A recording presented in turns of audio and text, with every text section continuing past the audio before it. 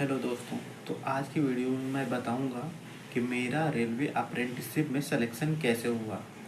तो ये कहानी शुरू होती है जनवरी 2023 से, जब साउथ ईस्टर्न रेलवे कोलकाता की तरफ से अप्रेंटिसशिप का फॉर्म आता है, जिसमें कि 3 डिवीज़न थे, खड़गपुर, चक्रधरपुर और आगरा। तो मेरा जो ट्रेड था मैकेनिक आरएसी था और खड़गपुर में सीटें ठीक ठाक थी, तो मैंने खड़गपुर से फॉर्म भर दिया। और अगस्त 2023 में मेरिट लिस्ट आता है। नाम देख करके लगता है कि हाँ ठीक है, मेरा हुआ, कम से कम खुशी मिलता है। फिर कुछ दिन बाद यानी कि 5 जुलाई को डिवीज़न की तरफ से कॉल आता है, अप्रेंटिसशिप सेल की तरफ से बोला जाता है कि आप अप्रेंटिसशिप पोर्टल पे अपना 100% प्रोफाइल कंप्लीट करिए। तो हम कंप्लीट कर लेते हैं।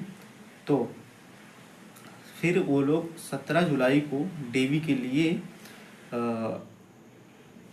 अलॉट करते हैं, तो जिसके लिए हमको जाना रहता है कोलकाता में गार्डन रीच। ठीक है, तो हमको गार्डन रीच बुलाया जाता है। तो हम लोग गार्डन रीच पहुंचते हैं।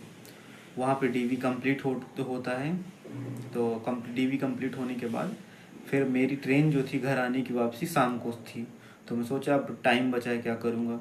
तो फिर मैं सोचता हूँ विक्टोरिया मेमोरियल घूम लेता हूँ।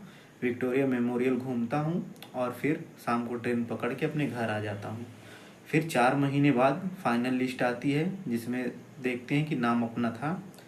फिर कुछ दिनों बाद ज्वाइनिंग लेटर भी आ जाता है। तो हमारी ट्रेनिंग जो स्टार्ट होनी थी 7 दिसंबर 2023 से स्टार्ट होनी थी। तो हम लोग 5 दिसंबर 2023 को खड़गपुर पहुंच गए थे। उस शाम को पहुंचे थे तो बारिश भी हो रही थी। किसी तरह प्लेटफार्म पर रात बिताए। फिर नेक्स्ट दिन जैसे हुआ डीवी के लिए गए। 10 बजे डीआरएम ऑफिस ओपन हुआ। फिर हम लोग पहुंचे डीआरएम ऑफिस में। फिर से यानी डीवी कंप्लीट होता। डीवी का मतलब है कि फिर से आपके डॉक्यूमेंट जो हैं चेक किए जाते हैं। जैसे कि जितने भी डॉक्यूमेंट्स हैं उसमें आपको चेक लगाना होता है, कैंसिल चेक भरना होता है, कॉन्टैक्ट साइन होता है उसमें। ऐसे ही तमाम प्रकार के प्रोसेस हैं। अगर आपको जानकारी चाहिएगा तो आप मैसेज करिएगा, मैं बता दूंगा उसके बारे में।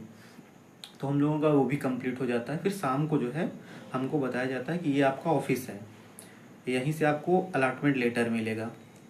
तो हम लोग ठीक है, तो शाम हो जाती है। तो फिर हम लोग अगले दिन आते हैं।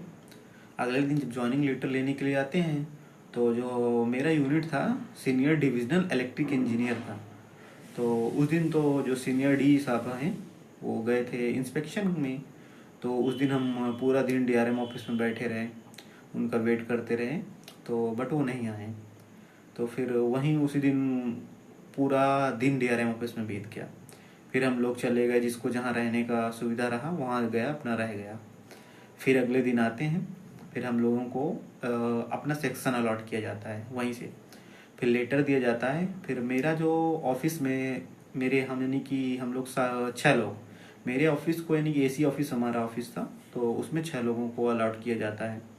6 लोगों में एक पश्चिम बंगाल का लड़का था, बाकी और अपने यूपी बिहार के थे। तो हम लोग जाते हैं और वहाँ ऑफिस में बताते हैं कि हम अप्रेंटिसशिप की तरफ से अप्रेंटिसशिप करने आए हैं। फिर सब लोगों का जो अलॉटमेंट लेटर रहता है वहाँ जमा होता है। और फिर हम लोग अगले दिन से अपना ट्रेनिंग स्टार्ट कर देते हैं, जाते हैं और ट्रेनिंग में जो जो सिखाया जाता है वो सीखते हैं, हम लोग काम भी करते हैं। इसी तरह पूरा 1 साल आपको करना है। एग्ज़ाम भी होता है। और मेरे साथ जो लड़के थे उनमें से मैं एक था, एक का नाम प्रिंस था, और एक सत्यम था, एक जयप्रकाश था, एक संदीप कुमार था, एक ध्रुव बारुई था। तो हम लोग कुल मिला के 6 लोग थे, जो कि 1 साल वहाँ दिए खड़गपुर में। काफ़ी ठीक ठाक रहा वहाँ का माहौल। वहाँ के स्टाफ लोग भी बहुत अच्छे थे, हम लोग के साथ कॉम्प्रोमाइज़ करते थे। इसी तरह 1 साल बीता है। अगर आपको अप्रेंटिसशिप से कोई भी जानकारी लेनी है तो आप मुझको मैसेज करिए, मैं आपको पूरी जानकारी दूंगा। अप्रेंटिसशिप से कोई भी क्वेश्चन है, कैसे क्या होता है, कैसे सिलेक्शन होता है। और हाँ, मेरा जो है 10th में और ITI में कुल एवरेज जो बन रहा था 80 दशमलव समथिंग में बन रहा था, जो कि ठीक ठाक नंबर था, तो हो गया था। चलिए, धन्यवाद।